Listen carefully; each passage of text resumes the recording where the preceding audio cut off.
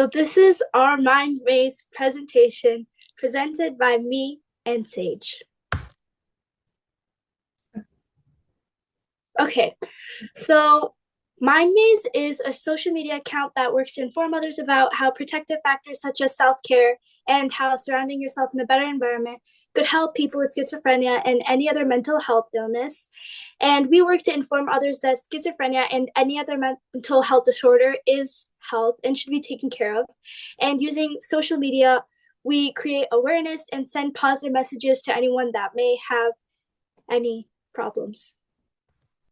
Okay, so basically, the reason why we chose our topic is because schizophrenia is a really uncommon mental health disorder that doesn't see a lot of light within social media. And mental health, and especially schizophrenia, have really negative connotations within like social media in general. So, to be able to use mental health to kind of flip the perspective um, is what we're aiming to do. And kind of just to like make sure that to remind people that the mind is kind of like it's an organ and a muscle just like any other place of the body. So that's why we should like be able to take account into why we chose our topic and to spread awareness on that. Like the mind is another muscle of the body, so we should take it as seriously as any part of the body. Hello.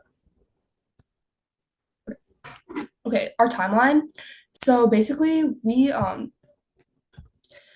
have achieved a lot of things in the past, but like here is kind of the first part, like before we hit states. We on October 10th, we posted our first Instagram post. On October 20th, we posted our first TikTok post. On November 1st, we launched our first like podcast episode.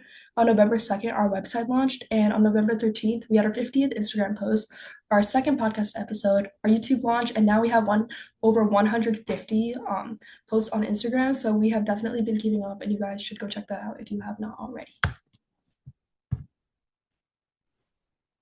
Okay. So now you might be wondering what schizophrenia is. Schizophrenia is a chronic and severe mental disorder that affects how a person thinks, feels, and behaves, and it's characterized by a range of symptoms that can include hallucinations, delusions, disorganized thinking, and difficulty in distinguishing reality from imagination. There are specifically 8 types of schizophrenia: paranoid, hepaphrenic, catatonic, undifferentiated, residential, simple, and unspecified. And basically, schizophrenia is only seen in 1% of people in the US population, and it's completely characterized as a disconnection from reality. Okay. So schizophrenia happens in 3 parts of the brain. Firstly, the prefrontal cortex, the temporal lobes, and the cerebellum. So these 3 parts of the brain kind of work together in harmony to regulate emotions, like help your memory, and to take part in crucial tasks. So when in schizophrenia, like in schizophrenic patients, these 3 parts of the brain aren't working as properly. So it can cause things such as hallucinations, and it kind of just alters a person's like overall perception of reality, which can make them act out in certain ways. And why the quote unquote like negative stigma surrounding schizophrenic people may be there due to the parts of the like these parts of their brain malfunctioning. Okay, so the key symptoms of schizophrenia are split into 3 categories: positive symptoms, which are added to a person's personality, negative symptoms, which include a decrease in normal function, and cognitive symptoms, which affect thinking and memory. And positive symptoms are hallucinations, seeing or hearing things that aren't there, more commonly voices, delusions, false beliefs, like really strong false beliefs, such as thinking one has special powers or is being watched, disorganized speech, jumping between topics in an illogical way, and disorganized or abnormal behavior, which is acting unpredictably and inappropriate emotional responses. In the negative symptoms category, we have a lack of motivation, not wanting to do any of your daily activities, social withdrawal, which is avoiding interactions with other people, and the flat effect, which is also known as showing little or no emotion, which is, you can see by the word flat, and reduced speech, which is speaking very little. In the cognitive symptoms section, we have difficulty concentrating, poor problem solving abilities, memory issues, and impaired decision making. Okay, so when you look at the factors in which schizophrenia can occur, there's many risk factors. The ones that don't relate to genetics are things such as stress, trauma, drugs and alcohol, and birth complications. When looking at anyone with a mental health disorder or specifically schizophrenia, you have to look at kind of their past, and those things could definitely account into how they're acting on a day-to-day basis. And another thing definitely comes into that definitely comes into play is genetics. So if anyone in the past within their family timeline has had things such as schizophrenia or other mental health disorders, it can affect their likelihood in having those things. And protective factors is kind of just self-care and self-love, kind of giving yourself mercy to any mistakes that you may make on a day-to-day basis can really affect how you progress within your mental health journey in the future. And also just being able to reach out to anyone. If you look at our link tree, we have links to anyone you can contact, or if you look at our site to see if you may have any type of mental health disorder. If you take these preventative factors, you can definitely ensure your likelihood of like protecting your peace or just getting your mental health solved in the future, or even preventing it. Okay. Okay. So now we have an example. Basic. Okay. So if you look, at the top there is the word green needle, and at the bottom is brainstorm. We're gonna play this clip for you twice, and just read the top one the first time and read the bottom one the second time, or vice versa.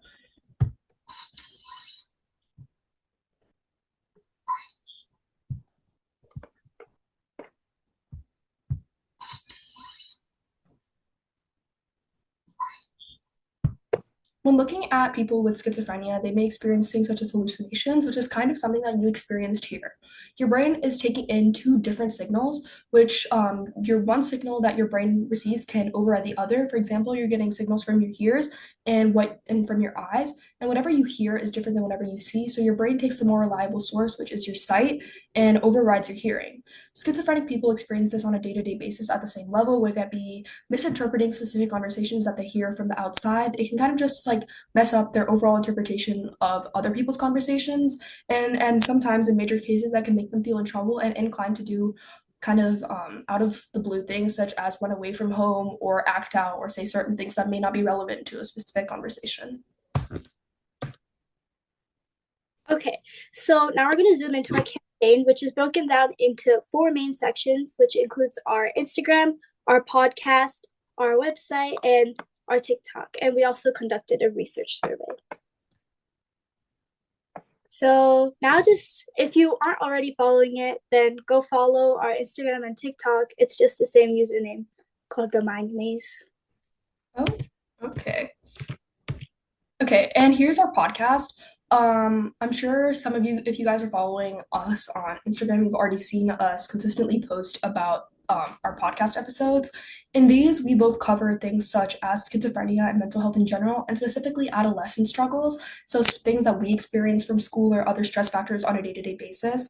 We're on Spotify, and we're also on YouTube if you don't use Spotify. Just go check it out. We talk about a lot of things. In our most recent episode, we kind of talked about anxiety and how to deal with things like that within school settings. Okay, so our website and our link tree just shows an overall like run through of our campaign.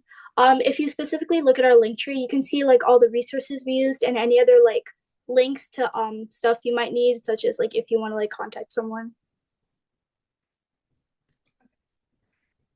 Okay, so our podcast is completely based on a meeting we had with our mental health consultant, Dr. Biju Paulos, who has an MD in psychiatry, and he first moved from India, and now he's been practicing psychiatry for 17 years. And basically, our entire like podcast and any other information we share about you is checked, and it's all based on like information from an actual professional. Okay, so our survey, we earlier like at the end of last year, we asked a group of teenagers, which is that was available to you, five or six questions. The questions included, am I constantly scared of disappointing someone? Do I have trouble believing that I could do something hard? Do I compare myself to others? Whenever I mess up, do I talk down on myself? Or whenever I do something good, do I degrade myself? So if we look at the first two questions, one of the questions was asking, do I have a hard time believing that I could do something hard, such as completing different tasks? And a strong majority of people did agree that they like don't believe that they could complete things such as hard tasks, which I do get it. Sometimes there can be a mental block when you're trying to complete a specific task, and it's really hard to get over that mental block. But just being able to make sure that you keep yourself in check and pushing yourself through towards specific situations, you can better increase the chances of you doing something because in psychology, it is proved that if you do have a better mindset going into something, you are more likely to complete that task. And the second question that was asked is that I'm constantly scared of disappointing someone. I feel that especially within this day and age where academic inflation is a major thing, many students have these constant pressure that they have to outperform and do better than everyone in like every single situation, and that is simply not true. So being able to give yourself empathy and to take care of yourself during specific times where you may not even do as well, and just taking back to that we are all human and it is in human nature. Just be aware that you're always doing your like as long as you're always trying your best, there's really nothing that you should be disappointed in for. Okay, so some other questions we asked is what makes you more stressed, and a lot of people said school, and this is like kind of obvious because even as like high school students ourselves, we know that school makes us really stressed. It's important that we take some time of our day to like take a break, even if it's just 5 minutes. It would be all the more impactful. And the next question we asked people is if you compare yourselves to others, and almost like more than 50% of people said they strongly agree or agree. And it's important that you realize that even if you compare yourself, what you do and what the other person does is completely separate. What another person does shouldn't affect what you do. So even if you compare yourself, like in the long run, in the future, what you do is completely like separated, and you guys don't affect each other. So if you do good, then you're doing good. Oh, the next question we asked is if whenever I do something bad or mess up, I start self-hating. And a lot of people said that they do. And like it's common human nature to make mistakes. Making mistakes is human and no one is perfect. A lot of people say that, but like no one is. And it's important that you don't like you should like get up and like try again and not just give up. Okay, funny story, just adding on to that. Like, I asked ChatGPT to create a study guide for me for a specific math equation, like for a math test, and over 50% of the questions, even ChatGPT got wrong, which is an AI, and I had to plug it back in and be like, no, this is the right answer. So even AI messes up, so you have to realize that it is not in human nature or almost any nature to be completely perfect. So just to keep that in mind whenever you're working to achieve anything. And another question that we asked is whenever I do something good, I push it off by like trying to downgrade myself. And I think that everyone should just keep in mind that every win is a win and that you should take your feats into like consideration when trying to move forward. I know that especially within competitive nature, it may not seem like that big of a deal when you do good on like a quote unquote easy test, but using your accomplishments to kind of fuel the path that you're going down is always helpful. And by using that as kind of like a way of dopamine or just a way of like just to appreciate your success so that you take that into account when moving forward, always like showing consistency within yourself is a way that your brain can like moreover validate your ability to do good in the future. So to validate yourself when you do good in a quote unquote easy task is always good for yourself. Okay, and self-care. So a couple things is like getting enough sleep, doing exercise, taking time to do hobbies, trying to think more positively, listening to music, eating better food, going to therapy, or taking a break. And while all these may not seem related to each other, one thing that they do is regulate things such as your dopamine. When you're trying to do exercise or eat better food, what it does is releases dopamine and makes your body feel better as a whole, and while doing hobbies and other things, these also release dopamine. But another thing to do is also to stay off things such as social media for long periods of time because it does mess up like your dopamine system. And that can cause things such as brain fog. So, in just trying to be very mindful and accountable when you're looking at how you're increasing your dopamine, that can also affect your mental health as a whole. Okay, now breaking the stigma. Recently we did a schizophrenia video where we asked people to describe schizophrenia in one word, and even the teachers, a lot of people said that they think schizophrenia is polypersonality or duplicity, and schizophrenia and having like multiple personalities are completely separated. There's like a whole other mental disorder called dissociative identity disorder or DID, which is completely separated from schizophrenia. Schizophrenia is when a person perceives reality differently, and it's like characterized with symptoms of hallucination, delusions, and like disorganized thinking. It has nothing to do with like multiple personalities. You might think that when like a person like you might think that someone's acting different from how they were before, but that's only because a person with schizophrenia would perceive reality completely different from how you would. And another word a person said was crazy. And I don't want to target anyone, but labeling schizophrenia is crazy, dismisses the real challenges that people face, and contributes to stigma. And basically, like, it's a medical condition, and we shouldn't say that anything is crazy. So, yeah. And it's important that we also realize that schizophrenia, it might not, like, it is physical. People would be like, oh, mental health, like, it's nothing. Like, I have I have depression. Like, people won't like believe you because they'll be like, everyone has that. No, no, everyone doesn't. Like, if you like break an arm or something, then people would be like, oh my god, they'll like come to the hospital and they like give you gifts and everything. But like, that's only because it's physical, and people don't realize that mental health is also physical. It happens in your brain, and that we should like treat both equally because both matters. So yeah, mental health is health.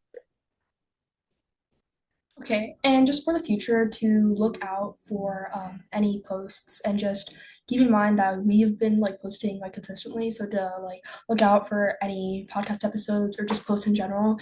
We have stayed really consistent. And if you look recently, we've been doing something called mind hacks, which helps with your memory in general when you're going under stress. So that's also helpful to you. And I know that like not a lot of people may think that, oh, like mental health or just like things like that affect me in general, but we're all like none of us are perfect, and like mental obstacles are something that all of us face, especially within the adolescence age. So if you do want, like tips or just like in general to educate yourself, you should look at our campaign. And yeah, thank you guys for being here for our presentation. We do really, really appreciate your time. It was beyond helpful for us, so we really do thank you a lot.